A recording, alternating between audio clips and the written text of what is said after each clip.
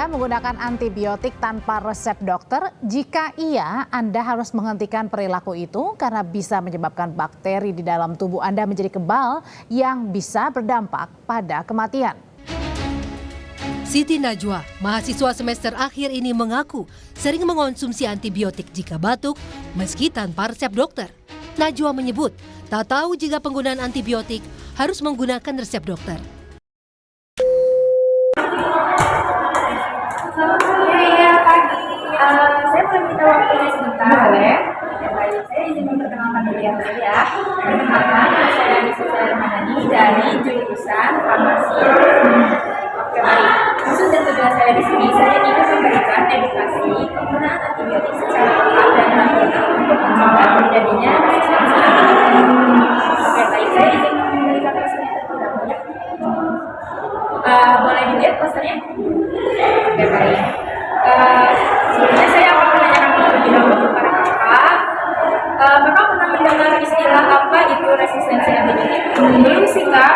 Belum pernah. Oke, baik. Saya di sini akan menjelaskan ya, Kak, sedikit apa itu antibiotik.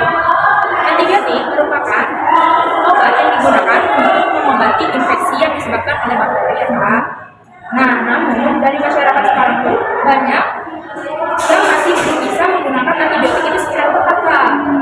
Contohnya, membeli antibiotik tanpa resep dokter atau tanpa pemeriksaan terlebih dahulu. Terus yang kedua, menghentikan mengonsumsi antibiotik ya, Kak, itu dari sisa yang pengobatan sebelumnya. Dan yang terakhir itu menghentikan mengonsumsi antibiotik sebelum waktu yang sudah ditentukan oleh anjuran dari dokter. Padahal kalau seperti itu dapat terjadi adanya resistensi antibiotik.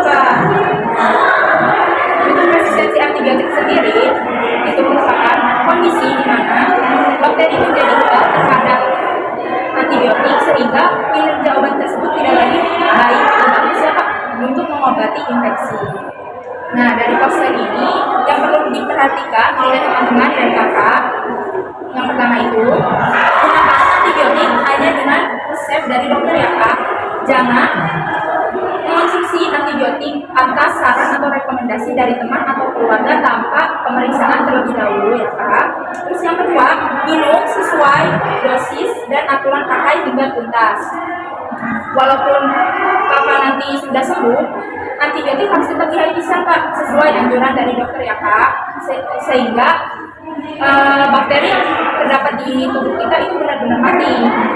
Nah, selanjutnya yang ketiga, jangan berbagi antibiotik dengan orang lain. Dan yang terakhir, jangan menyimpan atau menggunakan sisa antibiotik tanpa resep dari dokter ya, Kak.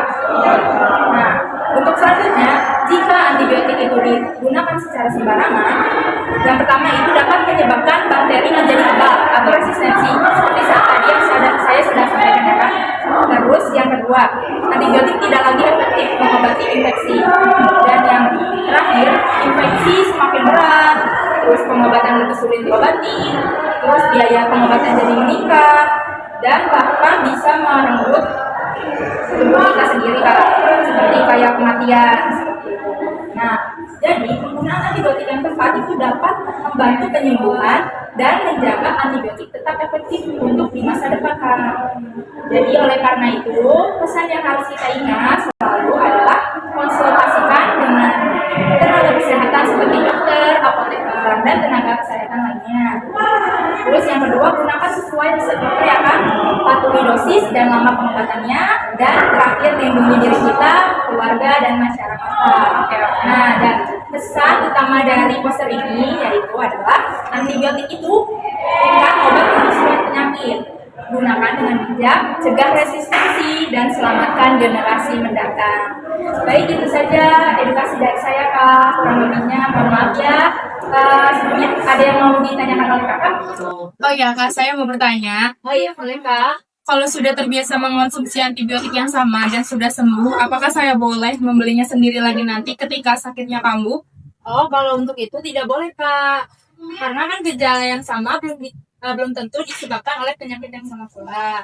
Dan seperti yang sudah saya jelaskan sebelumnya, mengonsumsi antibiotik itu harus didasarkan dari rekomendasi dari dokter maupun apoteker dan melakukan pemeriksaan terlebih dahulu, dan tentunya pasti harus mendapatkan resep dari dokter ya Kak, agar mendapatkan pengobatan yang rasional dan tepat dan menghindari terjadinya resistensi antibiotik.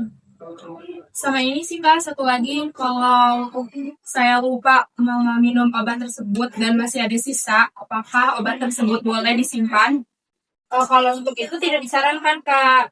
Untuk menyimpan sisa antibiotik itu harus didasari dengan anjuran dari dokter. Karena kan untuk kondisi yang akan mendatang nanti itu belum tentu sama penyakitnya dan pengobatannya juga belum tentu sama. Jadi harus didasarkan dari resep atau anjuran dari dokter. Gitu ya Kak. Iya. Ya, segitu. Terima kasih ya Kak. Oke, baik. Segitu saja edukasi dari saya. Kurang lebihnya mohon maaf. Dan rekan saya terima kasih ya, sudah mau mendengarkan edukasi. Iya, gak apa-apa Kak. Ya. Terima kasih. Wassalamualaikum warahmatullahi wabarakatuh.